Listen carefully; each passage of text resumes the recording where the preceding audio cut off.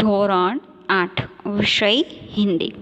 વિદ્યાર્થી મિત્રો, આજે આપણે કાવ્ય 8 માં ક એક કહાનીનો અભ્યાસ કરીશું। આ કાવ્યનો અભ્યાસ આપણે હિન્દી તેમજ ગુજરાતી બંને ભાષામાં કરીશું। माँ क एक कहानी काव्य के कवि है मैथिली शरण गुप्त।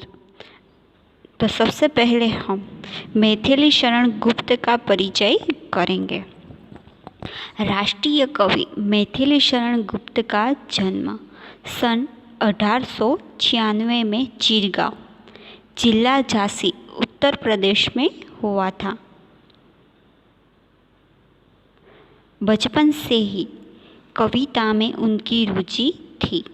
आचार्य महावीर प्रसाद द्विवेदी की प्रेरणा से वे खड़ी बोली की ओर मुड़े और उनकी कविता में निखार आया।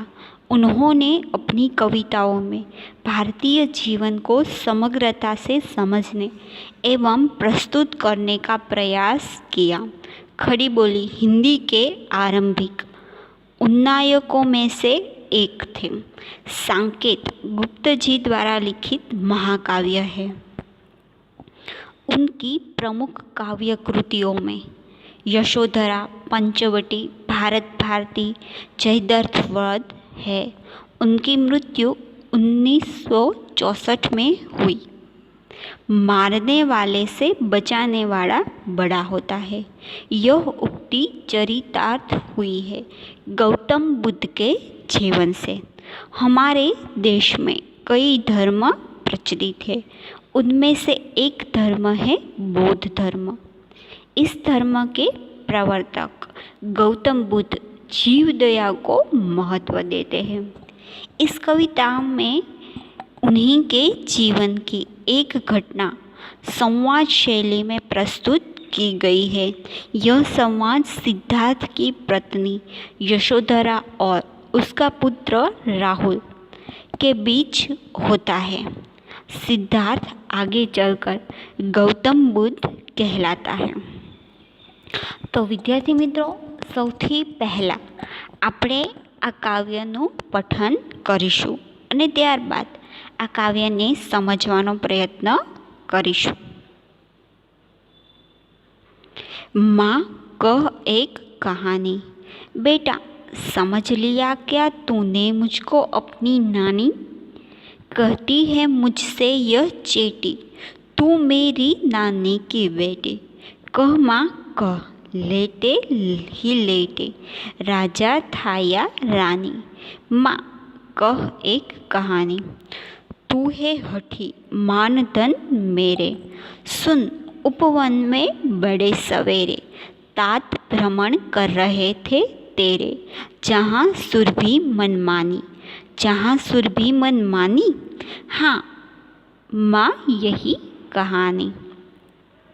वर्ण वर्ण के फूल खिले थे, झलमर कर हिम बिंदु झिले थे।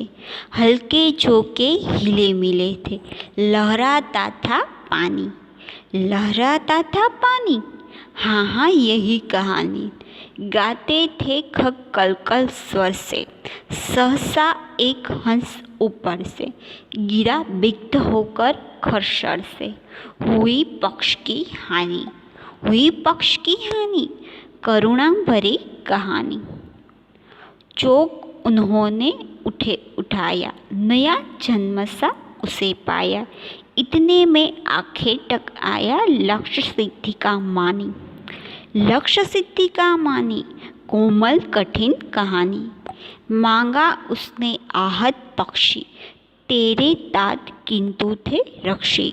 तब उसने जो था खग भक्षी, हठ करने की ठानी, हठ करने की ठानी। अब बढ़ चली कहानी, हुआ विवाद सदैव निर्दय में। उभय आग्रही थे स्वयं विषय में, गई बात तब न्यायालय में। सुनी सभी ने जानी, सुनी सभी ने जानी, व्यापक हुई कहानी। राहुल तू निर्णय कर इसका, न्याय पक्ष लेता है किसका? कह दे निर्भय जय हो जिसका, सुन लूँ तेरी बानी। माँ मेरी क्या बानी, मैं सुन रहा कहानी। कोई निर्धर को मारे को तो क्यों उन अन्य उसे उबारे। रक्षक पर भक्षक को वारे, न्याय दया का दानी। न्याय दया का दानी, तूने सुनी कहानी। इस काव्य के कवि है मैथिली शरण गुप्त।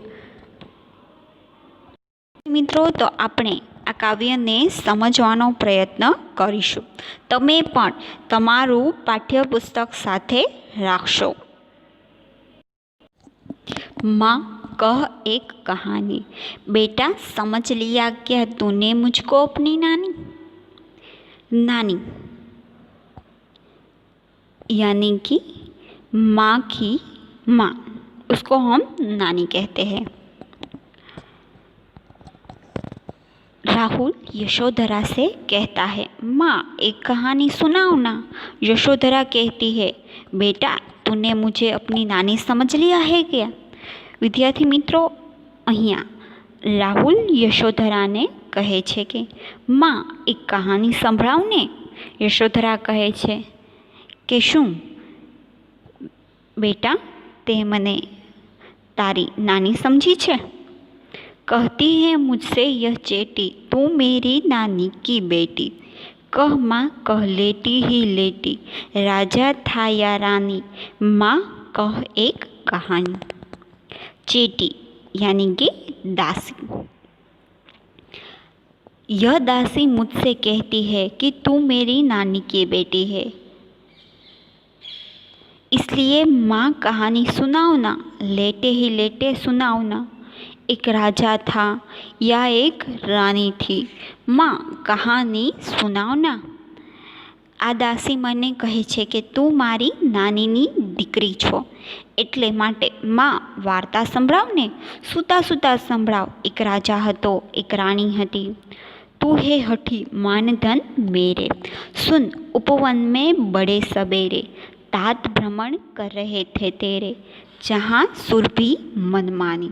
हठी એટલે કે જિદ્દી, માનધન એટલે કે પુત્ર, ઉપવન એટલે કે બાગ બગીચા, સબેરે यानी कि सवेरे, तात यानी कि पिताश्री, भ्रमण करना यानी कि घूमना, सुरभि यानी कि खुशबू, मनमानी यानी कि मन चाहे. यशोधरा उसे कहती है कि बेटा तू बहुत जिद्दी है. अच्छा सुन.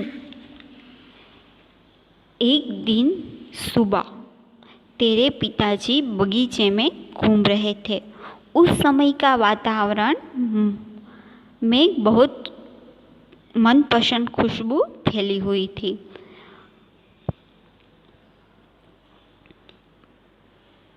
यशोधरा राहुल ने कहे छे के દીકરા તું ખૂબ જ હઠી છો. ભલે તો સાંભળ. એક દિવસ વહેલી સવારે તારા પિતાજી બગીચામાં ફરી રહ્યા હતા. વાતાવરણમાં મનપસંદ સુગંધ ફેલાઈ રહી હતી. જहाँ सुरभि मनमानी, हाँ हाँ यही कहानी. वहाँ मनपसंद खुशबू फैली हुई थी.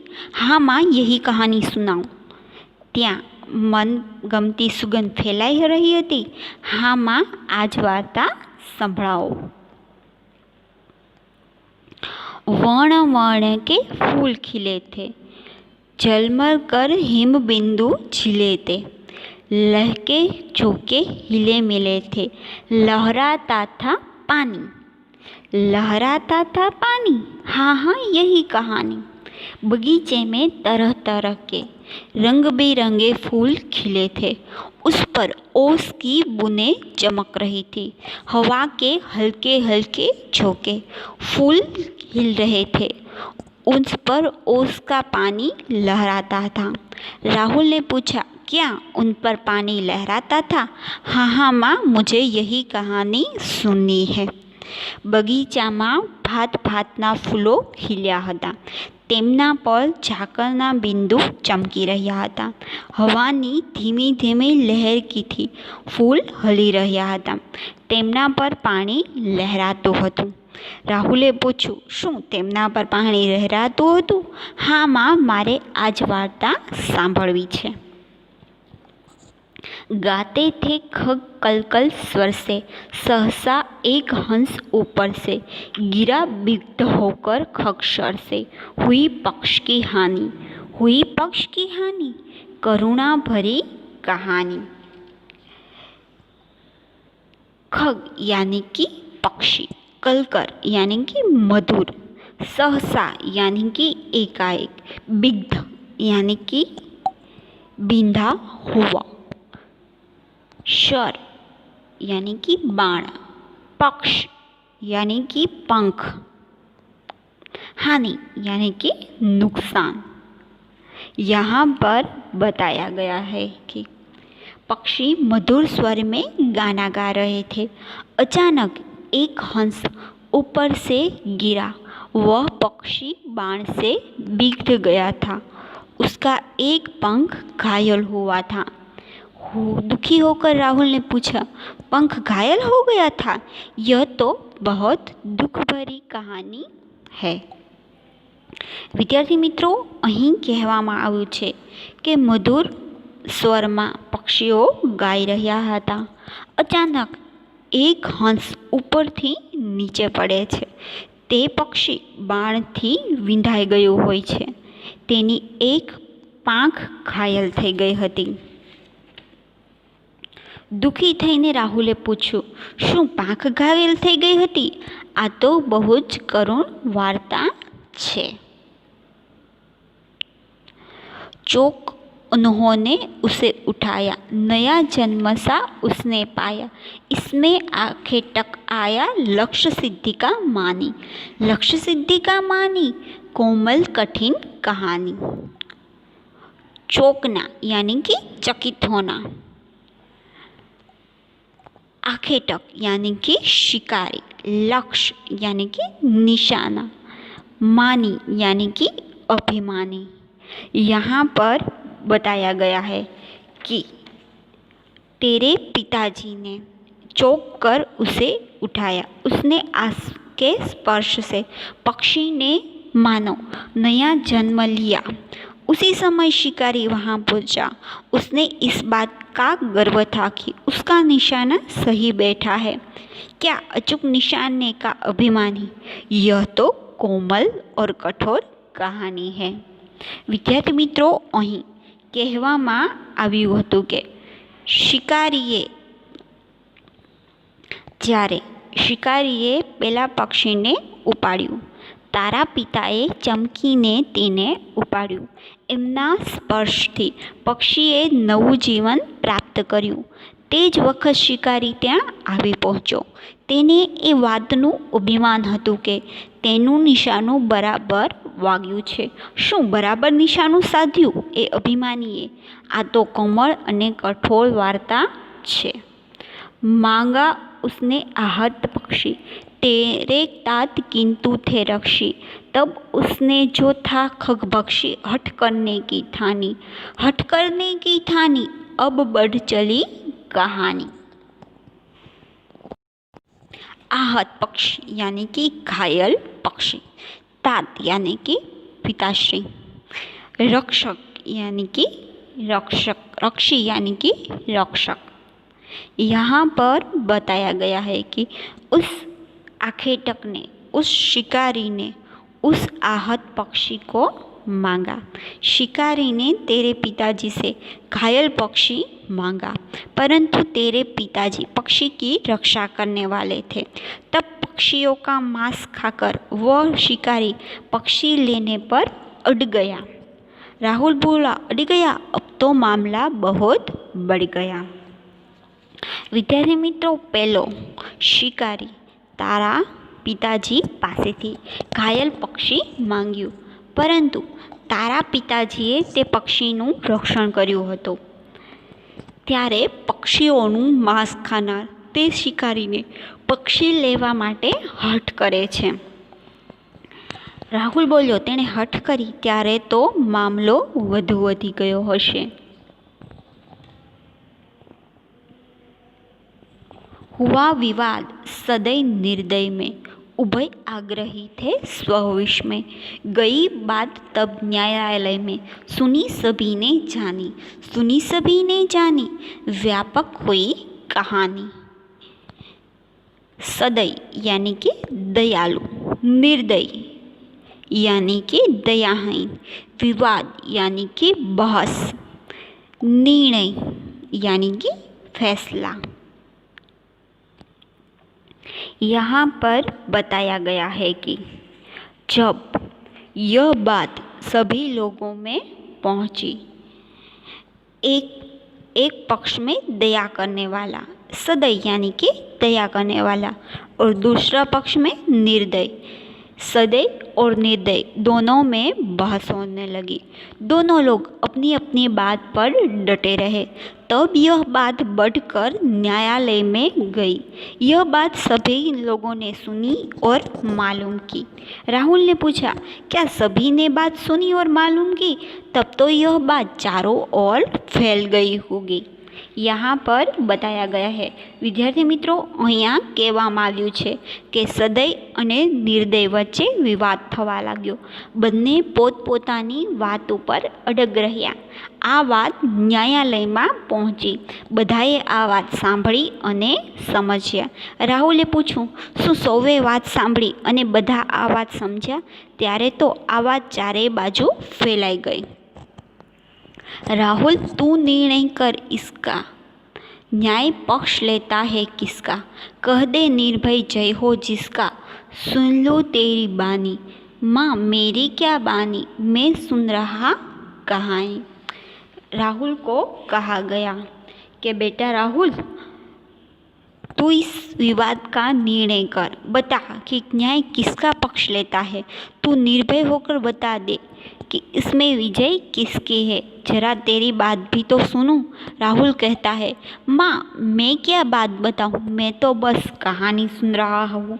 यशोधरा तेना पुत्रने कहे छे के राहुल, तू आ विवादनो निर्णय कर અને કહે કે ન્યાય કોના પક્ષમાં હોય છે. તું નિર્ભય કહીને કહી ગે કે આ બાબતમાં કોનો વિજય થાય છે. જરા હું તારી વાત પણ સાંભળું. રાહુલ કહે છે કે માં હું શું કહું, હું તો ફક્ત વાર્તા સાંભળી રહ્યો છું. कोई निरपराध को मारे तो क्यों न अन्य उसे उबारे, रक्षक पर भक्षक को वारे, न्याय दया का हानि, न्याय दया का दानी, तूने सुनी कहानी। कोई किसी निर्दोष को मार रहा हो तो दूसरा उसे क्यों न बचाए। न्याय तो वही है जो दया के पक्ष में हो, जो मारने वाले के पक्ष में नहीं, बचाने वाले के पक्ष में हो। राहुल ने कहा, क्या दया न्याय का दान देती है? यशोधरा बोली, तूने सचमुच कहानी समझ ली. यहाँ पर કહેવામાં આવ્યું છે કે જો કોઈ નિર્દોષને મારી રહ્યું હોય તો બીજા તેને શા માટે ન બચાવે.